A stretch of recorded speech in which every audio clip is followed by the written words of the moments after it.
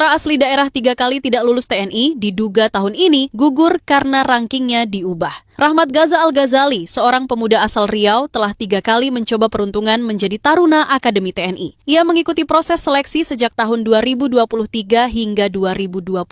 Setiap tahunnya, ia selalu berhenti di titik yang sama, gugur di tahap parade daerah. Meskipun berkali-kali gagal, tekadnya tidak pernah surut. Namun, seleksi tahun ini membuatnya bukan hanya kecewa, tapi juga merasa terkhianati. Dalam proses seleksi terbaru, Rahmat menemukan sebuah kejanggalan yang membuatnya merasa ada sesuatu yang tidak beres. Ia melihat sebuah dokumen tak resmi sebelum pengumuman resmi keluar dari panitia. Dalam dokumen tersebut tertulis bahwa dirinya berada di peringkat ke-22.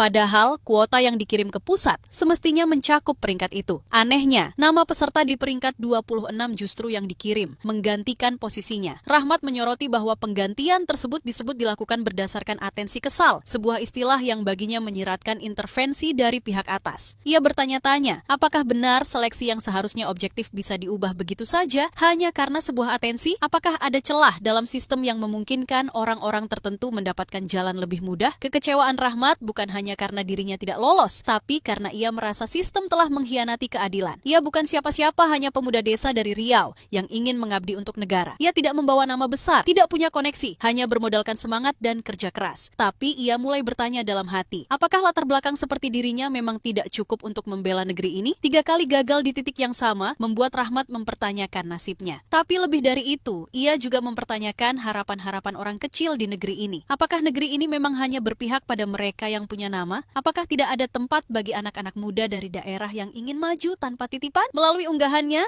Rahmat menyampaikan permohonan dengan nada penuh harap kepada Panglima TNI dan Presiden Republik Indonesia. Ia meminta agar ada penyelidikan atas proses seleksi ini. Ia tidak ingin hanya membela dirinya, tetapi memperjuangkan keadilan yang seharusnya berlaku untuk semua peserta seleksi. Rahmat tahu perjuangannya tidak mudah, tapi ia memilih untuk bersuara. Ia ingin kisahnya menjadi sorotan agar anak-anak muda lain yang berjuang dengan tulus tidak lagi merasa kecil di hadapan sistem yang bisa dibelokkan. Ia percaya, jika keadilan tidak ditegakkan sekarang, maka akan makin banyak Rahmat lain yang patah sebelum sempat berjuang. Kini, harapan Rahmat bergantung pada hati nurani para pemimpin negeri ini. Ia tak meminta dikasihani, hanya ingin diberi kesempatan yang sama, karena bagi Rahmat, mimpi untuk mengabdi pada negeri adalah hak semua anak bangsa.